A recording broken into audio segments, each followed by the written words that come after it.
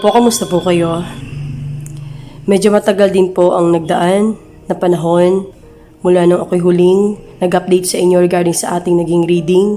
So ngayon, sa mga pagkakataong pong ito, tayo po muli ay magsasagawa ng reading po.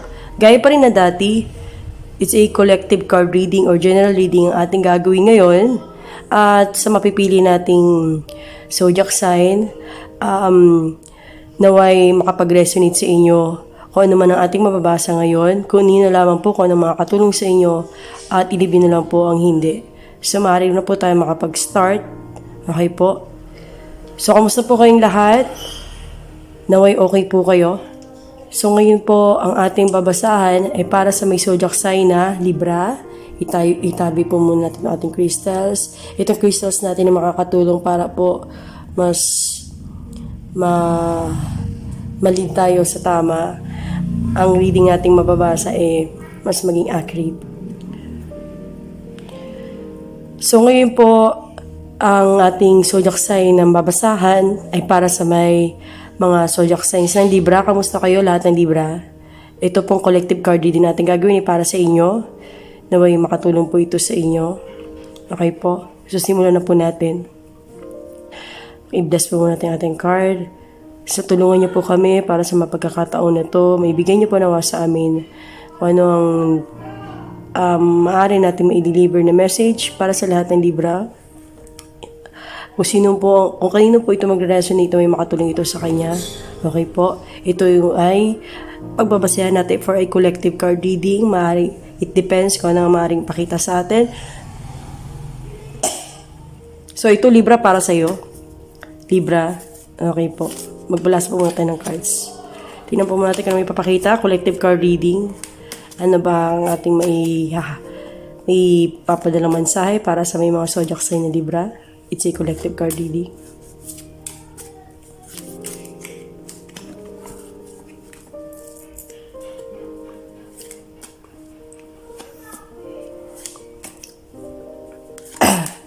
Sensya na po kayo, medyo nag-iiba yung boses ko ngayon. Yung mga nagkaroon tayo ng sakit. Nilagnat po tayo. Siyempre po, pabago-bago ng panahon, mainit, tapos biglang uulan, pahinto-hinto ang ulan. So, kasama po tayo sa naapektuhan ng pabago-bago ng panahon. Kaya nag-iba rin po ang aking boses. Nagkaroon rin po tayo ng ubod sipon. Pero ngayon, medyo umokay na po. Okay po. So, Libra, pakita niyo po sa amin ano ang nararapat na dapat malaman ni Libra sa mga pagkakataon na to na maaaring makatulong sa kanyang sitwasyon. Okay po.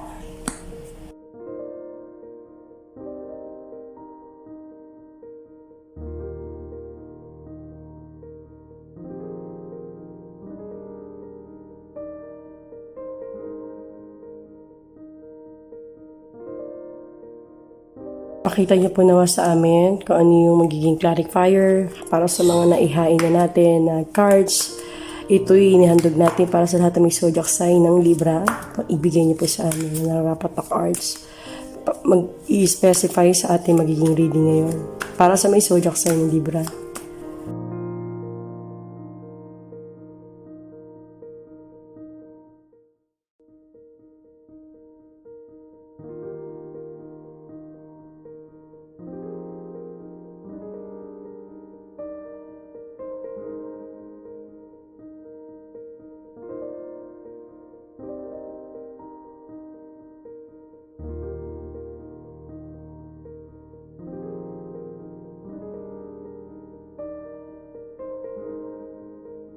So ano po ba natin nakikita? Okay. Para sa lahat ng Libra, ang ating magiging reading ay para sa inyo ngayon. Hopefully po may makapag-resonate at maaari itong makatulong sa inyong situation. Ilibin na lang po ang hindi. Ano bang ating nakikita? Siguro sa mga pagkakataon na to, Libra, ikaw. Dahil lumabas, sa unang card natin ay si Page of Swords. Malalim ang iyong isip o siguro nasa part ka na nagiging cautious ka. Pinakita ito na just only accident, caution. Ayan. Nakita nyo naman, caution. So siguro sa mga pagkakataon na ito, Nagiging cautious ka sa lahat ng mga desisyon na gusto mong gawin sa sarili mo. Dahil siguro, isinaalang-alang mo kung ano ang maaaring maging disadvantage at disadvantage ng desisyong gagawin mo na maaaring maka-apekto sa future mo. So, yun ang sinasabi dito, Page of Swords. O maaari din, sinasabi rin dito, ikaw yung klase ng tao din na padalas-dalas kung gumawa ng decisions minsan. Kung ano na lang ang nasa isip mo, gusto mo right away gagawin na. Nagiging impulsive ka. Kaya minsan, na-verbalize mo ito, na-share mo sa ibang tao, o kaya kahit through emotions, nagiging emotional kang tao, nasasabi mo kung ano yung feelings mo. Hindi mo na tinitimba kung ano magiging disadvantage and advantage na sasabihin mo, kung may matatapakan ka ba, may masasaktan ka ba, na ibang mga tao makaka-receive na sasabihin mo. Wala kang pake. Okay. So, itong card na to ang nag-describe kung isa sa mga nagiging character mo. Okay. So, pinalalahanan ka ng card na to na from that time, iwasan mo na maging hesitant sa mga sasabihin mo o yung mga ilalabas ng bibig mo, ano man ang sasabihin mo. Huwag gamitin ang emotion so ano man ang paano ka mag-deliver ng salita sa ibang tao. Okay, para hindi ka makasakit, okay, o hindi ka makahanap ng kaaway, o ganoon din sa pagdidesisyon. May mga iniisip kang mga project na gagawin, o may mga pinaplano ka through the future na gusto agad gawin. Okay, pinapaalalahanan ka ng card na to na just only for accident. Ibig sabihin nito, cautious. Maging cautious ka sa lahat ng mga decisions gagawin mo. Pagdidesisyon, kasi maaari ko namang gagawin mo ngayon na maaari maka-apekto ito sa magiging future mo. Okay, kung ano status ng buhay mo ngayon, kung ano ginagawa mo, kung nasan ka naroon ngayon, maaari itong maapektuhan based kung anong decisions na gagawin mo in the future. So, ayun na sinasabi dito. Example, ikaw ba nagpaplanong mag-abroad o magpalit ng trabaho o kaya naman sa isang relationship. Okay, ikaw ba yung klaseng tao na basta kung nararamdaman mo, pag nararamdaman mo, nagiging emotional ka, sinasabi mo, not only for the relationship through the romance or relationships sa ibang tao, family, friends, etc. Okay? Huwag mo agad-agad dito sasabihin dahil lang sa sinidikta ng emotion mo. Isipin mo kung ano magiging impact nito sa mga tao na makaka-receive na sasabihin mo dahil baka maka-apekto ito through the end, hindi magiging result at bandang huli, ikaw rin na ma-apektuhan. Okay? Ito yung another part na sinasabi sa'yo na ingatan mo yung mga sasabihin mo para hindi ka makasakit ibang tao o mag-decision ka sa isang bagay na pag-isipan lahat kung ito ba talaga yung gusto mo, hindi pa ito dinikta ng ibang tao. Okay? Timbangin mo kung ito talaga yung gusto ng puso mong gawin. Okay? Ano ba? Pag-abroad, ito ba talaga yung gusto mong gawin? Iniisip mo ano yung mga taong iiwanan mo rito sa kung nasaan ka ngayon, o ano magiging impact ng magiging absence mo na sa matagal na panahon kung unahin mo mag-abroad para sa pangarap mo, iwanan ng mga tao na kasalukuyan mo may deep attachment ka o sa family o sa boyfriend mo ngayon. Okay, dapat handa ka sa ano magiging impact nito sa'yo at dapat hindi lang to basta-basta gagawin mo dahil gusto mo lang. Okay? So, dapat inaalam mo rin in the future, kakayanin mo ba? O lalo na mga nag-abroad, kakayanin mo ba na mawalay na matagal na gano'ng kahabang panahon? Okay? Solid ba yung magiging relationship na iiwanan mo na kahit wala ka? Right after ng magiging journey mo at pagbalik mo rito, masisiguro mo ba na nariyan pa rin yung iiwanan mo relationship? Hello po, pasensya na kayo, medyo nahinto tayo. Lumipat lang po ako ng pwesto kasi medyo madilim doon sa aking pwesto. So ngayon, nari na po tayo makapag-start kung saan po tayo nahinto sa pagbabasa. Okay po. So, Ayun na nga po, itutuloy ko lang ulit ang aking sinabi para sa card na ito. Ang tinutukoy ng card na ito, sumisimbolo ito na yung character na ang sinasabi rito, iwas-iwasan o balansihin ano yung mga didikta ng iyong emosyon. Huwag basta-basta kahit maging verbal man ito o actions through your decisions na gagawin. Tingnan mo muna kung ano yung advantage and disadvantage na yung gagawin. Kung ito ba talaga yung gusto mong gawin para maiwasan ang pagsisisi sa dulo. Tinuturuan ka ng card nito na maging cautious sa lahat ng gagawin mo. Lalo na kung may mga projects ka na gusto mong gawin, pagpaplano ng mga ibang bansa. Okay? So, ayun ang tinutukoy nito. Okay. So, i-relate natin itong lumabas sa card. So, sumunod na card which is ang Seven of Cups, origin. Sinasabi sa card na ito, ayan. Okay, relate yan. Okay.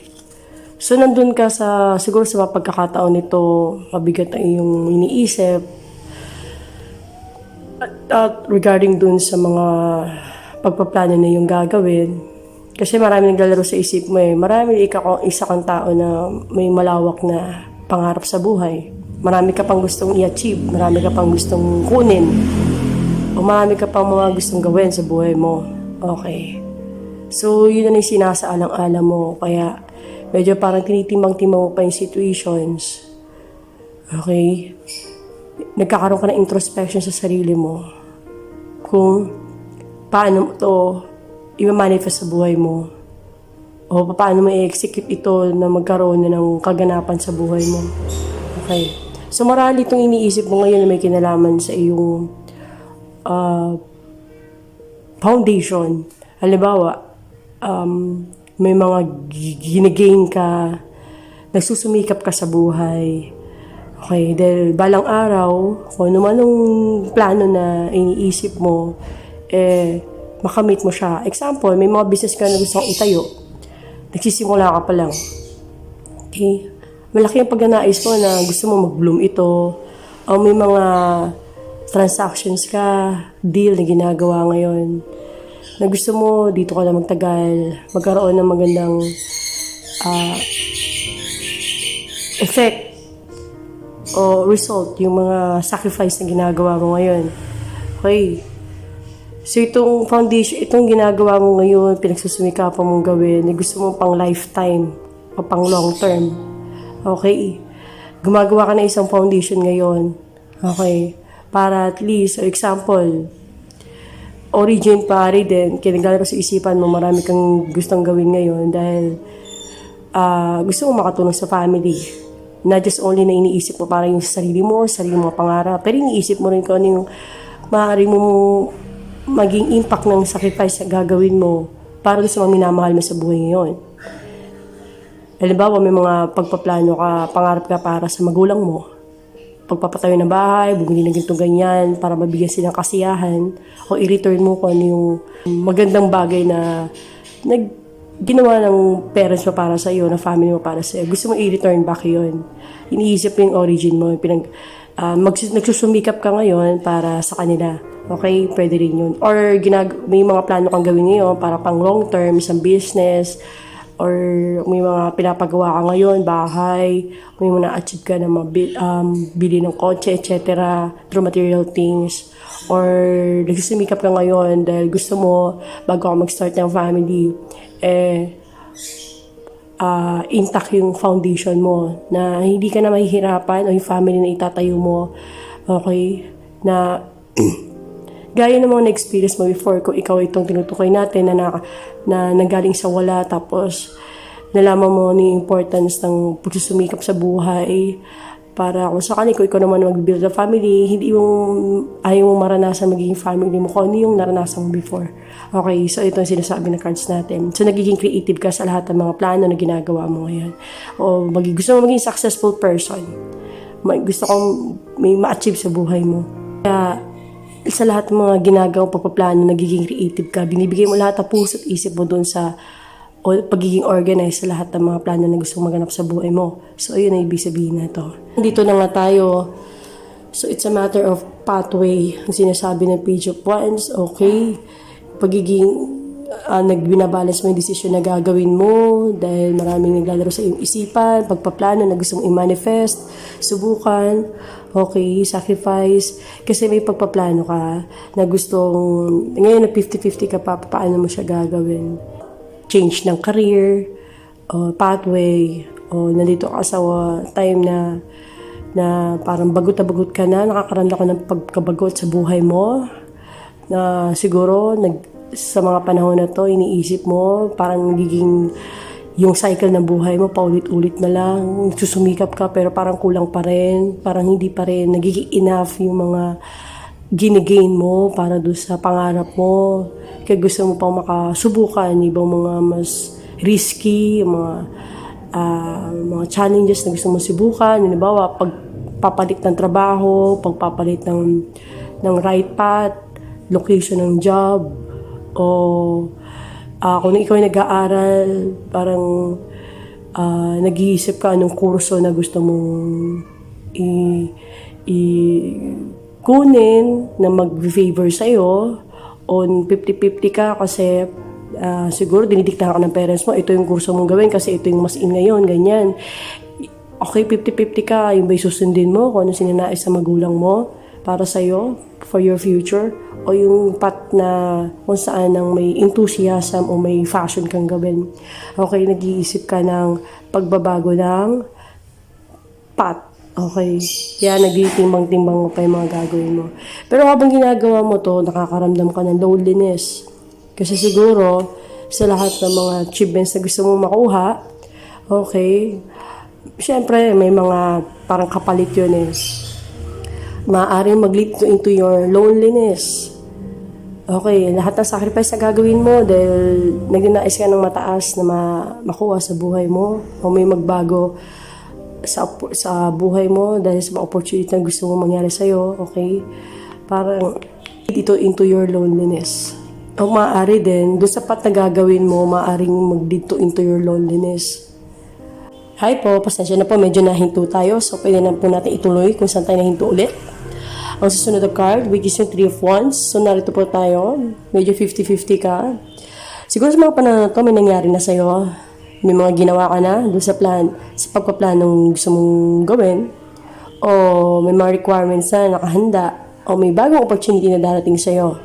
Not just only here in the Philippines, maaari din natin extension ito sa pang-ibang bansa. Nabanggit ko niyan kanina. Opportunity, maaaring makapagpabago sa buhay mo. Okay? Yun nga lang, gaya na sinabi ko sa'yo, may sinaalang-alang ka, kumbaga parang hindi buo yung loob mo, may mga iniisip ka ibang mga bagay, kaya lumabas dito ang withdrawal. Siguro ito nag-lead sa'yo, parang, ano ba, itutuloy ko ba to? Ito pa talagang gusto ko? Okay? Parang gusto mo mag-quit, or may awakening ka nararamdaman na parang hindi kumukumpleto sa iyong kasiyahan, na ano bang mas importante sa iyo, ang pangarap mo, pagtupad sa pangarap mo, o ang makapiling yung mga tao na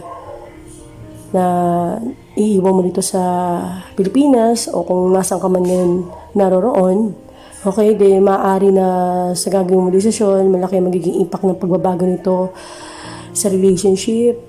Then, magkakaroon ng long distance na connection. Okay? Usapin dito ang relationship versus doon sa pagtupad sa pangarap mo na hindi dito mangyayari sa kung nasan ka ngayon o baka nasa ibang bansa. Okay? Ayun. So, nag-iisip ka ng withdrawal. Okay? So, sayang. Ang opportunity na maaaring dumating sa'yo, minsan dumating sa'yo, minsan lang yan. Okay? Sa mga susunod, hindi natin alam kung kailan pa ulit darating. Okay? Pero, kung magiging buong loob mo, okay, gano'n lumabas si Queen of Swords, magkakaroon ka ng ganitong mga characteristic na mas magiging wise ka, mas titimbangin mo kung ano mas magiging impact nito sa magiging future mo, kasaganaan na magiging kapalit dito, lifetime abundance, prosperity. Okay, kung mas painagi mo pagiging isang wais, ang practical sa buhay, gawin ko, susasahan mo, bibigyan ka ng future mo na isang solid o magandang promotion o magandang elevation, upgrade sa version ng buhay mo kung ano meron ka ngayon. Okay?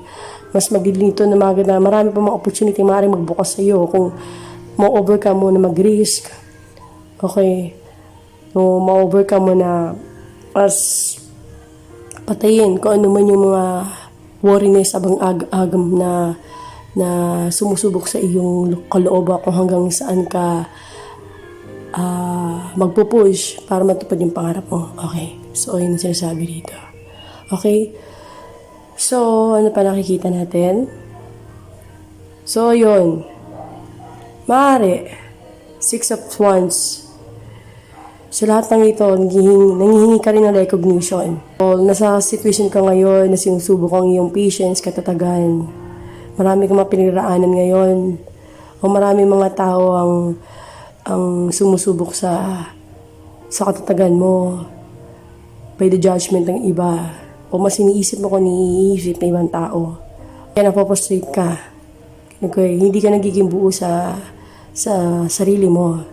Okay, marami kang mga nararanasan na mga challenges ngayon sa buhay mo. Parang feeling mo nasa survival mode ka, nagkakaroon ka ng frustrations. Okay, or frustrations through mag-risk ka ba o hindi. O pwede rin, naghihingi sa another base na nakikita natin, naghihingi ka ng validation, recognition sa ibang mas malalapit sa buhay mo. Naghanap ka, nagsisikap pa ng another confirmation kung tama ba yung decision na gagawin mo, hindi. Okay? Maaari din, ang validation na sinasabi ko, na just sa mga close people na nasa paligid mo, pwede rin na through your family, na pinakita ang 10 of Cups. Marahil, ikaw, Libra, isa ka na pamilyadong tao. Pinag-usapan natin dito. Okay. So, paari din, kaya mo iniisip na mag-change ng job, sa ibang basa naman ito binabasa natin, dahil iniisip mo yung kapakanan ng family mo. Lalo na kung may mga anak ka na, pinagpapaaral, iniisip mo ano yung magiging future ng anak mo, kaya kailangan mo mag-risk, kailangan mo magtrabaho, not just only here in the Philippines, through sa ibang bansa, para dun sa abundance na gusto mong ibigay para sa kanila. Okay. Despite of this, sa ibang basa na nakikita ko, recognition din, o naghihingi ka na seek of validation through your family. Kung ikaw naman, isang single, okay, nagnanais ka mag-ibang bansa, ginagawa mo lahat ng ito para, not just only for your dreams, para din makatulong. Okay, naghihingi ka ng validation through your family. Okay. So, yun na tayo.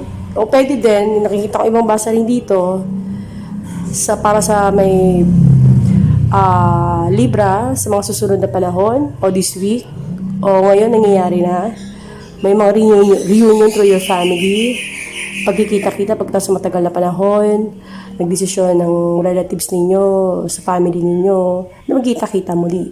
Maaaring maganap yan sa iyo. Okay, yung nakikita natin dito. And sa Page of Cups, narito, nagdi-daydream ka. Sinabi ko na, di ba? Lumabas kasi dito si Seven of Cups. Okay. Confirmatory na yung daydream. Ang Page of Cups, na marami kang mga gustong ma-achieve. Okay. Ang pagmamahal mo sa iyong nagsisika ng validation. Nagdi-daydream ka sa mga pangarap mo na gusto maabot. Okay. So, kaya gusto mo na magkaroon ng pagbabago kung nasa stage ka ngayon ng nagkakaranas ng stagnancy sa buhay. Okay. So, gusto mo mabago yun. Okay. So, yun mo, nakikita natin dito. And, the Magician, ito. So, ikaw ang re-represent dito. So, para sinasabi dito, isa ka manifestor. Okay, lahat ginagawa mo, nagiging masikap ka, hindi mo lang basta hinihintay yung opportunity, may ginagawa kang paraan para mangyari yung maganap yun sa buhay mo. Any kinds of way para yung prosperity, abundance, o mga good state of luck yung mangyari sa buhay mo, gumagawa ka ng paraan. Okay. Nagsisika na paraan, gumagawa ka, hindi ka lang basta naghihintay. Maaari din, sa mga panahon na ito, para doon sa elevation, nag-upgrade ka ng, sa ibang mga basa na ito sinasabi ko, mga nag-upgrade dyan, nag-aaral ulit, nagmamasteral, mga training sa pinagdadaanan. Okay? So, yung pagiging manifestor mo, okay? So, sa ngayon, nagsisikap pa ng mga studies, para may matutunan ka, o mga madagdagan ng experience mo para mas mag-elevate yung position mo sa job, para ma-promote ka, nagsisika ng mga training, okay, development sa sarili mo, okay, para din maganda rin ang maging result ng sahod mo, na hindi ka lang ma-stuck sa kung ano man meron ka ngayon kasi mataas ang pangarap mo sa buhay. Okay, nagsisika ng mga trainings, okay, so yun. Or seeking ka ng mga ways para mag-elevate sa buhay. Okay, pwede rin ganun. Okay, so, at sa last card na pinakita, which is on the Nine of Wands, yun. So, hindi na iiwasan dahil sa situation sa buhay. Okay, marami kang mga iniisip, worriness, yung problema mo sa trabaho mo ngayon. Dahil pinakita ang clarifier card ng Nine of Wands, which is ang profession. Okay, so nagkakaroon ka ng mga parang down sa sarili mo, o hindi ka kontento sa trabaho na meron ka ngayon, o ano man ang ways ng pinagkakakitaan mo ngayon, parang unsatisfied ka na hindi ito nasusustain ng mga, o hindi ka nasasatisfied ng current situation mo ngayon, job mo, kaya nag-iisip ka na mas mag-elevate. Kaya marami kang mga pinagdaanan na struggle, stress, okay, anxiety through the profession. Kaya ongoing yan, naapektuhan yung mental state mo. So, kaya nagsisika ng pagbabago, maganap sa buhay mo. Kasi parang hindi ka pa masaya. O baka nga, hindi ka pa satisfied, malaking bills ngayon, yung pinag-aaral ka, etc. Pero parang parati ka nauubusan, hindi ka nakapagtabi. Dahil sa taas ng mga gastusin dito sa Pilipinas, kaya yung ina dyan nagsisik ng another way. So paano matadagdagan yung kita, o nagre-risk na lang pumunta sa ibang bansa dahil nga unsatisfied sa situation nila. So yun ang nabasa natin para sa lahat ng may zodiac sign ng Libra. Hopefully may nag-resonate sa inyo, kunin na lang po, maaaring makatulong sa inyo, hindi na po hindi. Okay po, so susunod,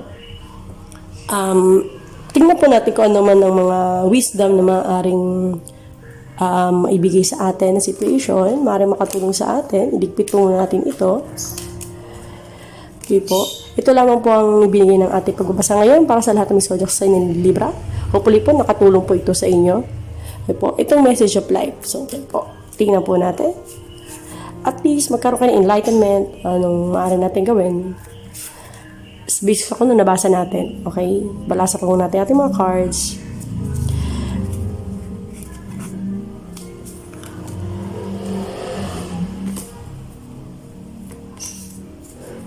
Para sa lahat ng may zodiac sign ng Libra, dito po ay para sa inyo, ibigay niyo po sa amin kung ano nararapat ang wisdom na maaari namin malaman na ibibase natin sa naging pagbasa natin ngayon ng isang collective card reading para sa lahat ng may zodiac sign ng Libra. Ibigay niyo po anong maaaring wisdom para natin may apply sa ating pagdidesisyon sa buhay.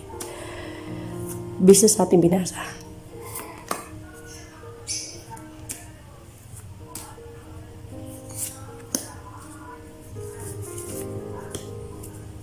Okay po. Tingnan po natin. Ayan, openness. Letting go. I discover who I am. Okay, ano ba ibig sabihin nito?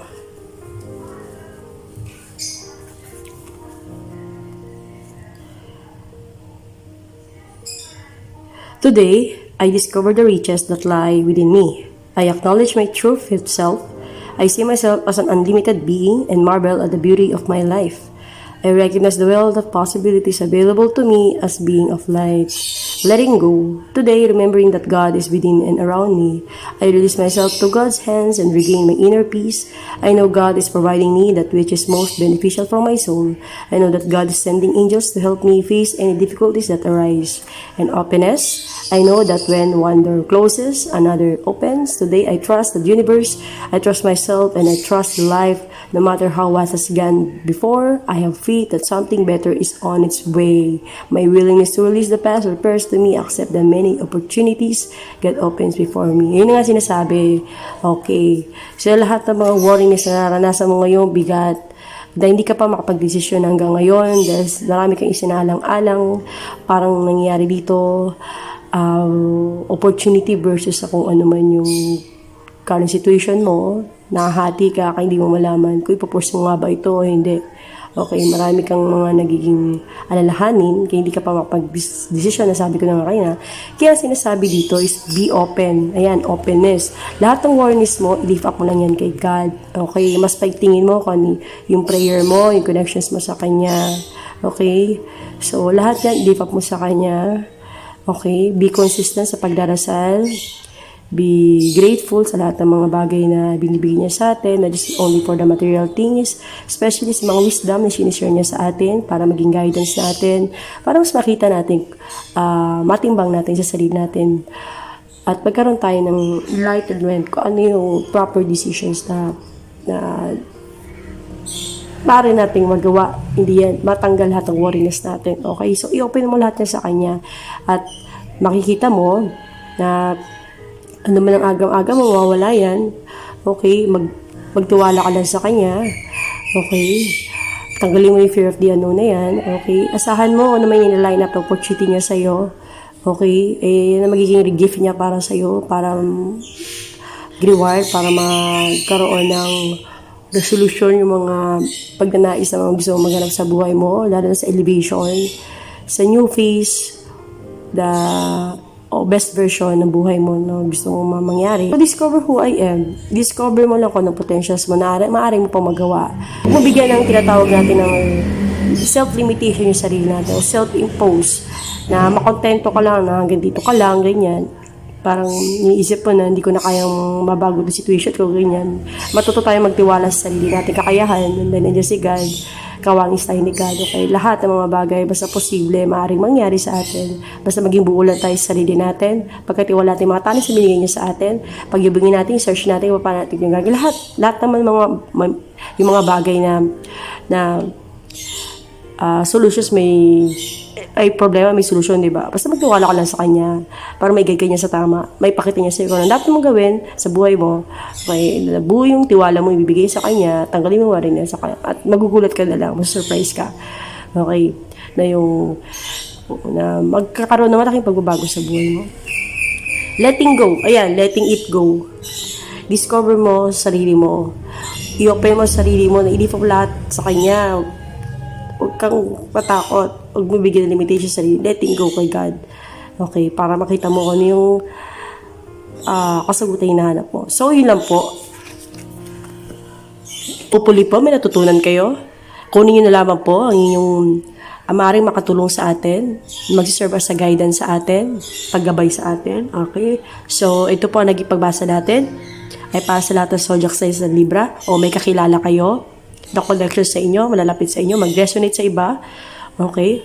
So, hopefully po, nakatulong po ito sa inyo. Hanggang sa susunod na pagbasa, maraming po salamat sa pagbisita sa aking channel hanggang sa muli po.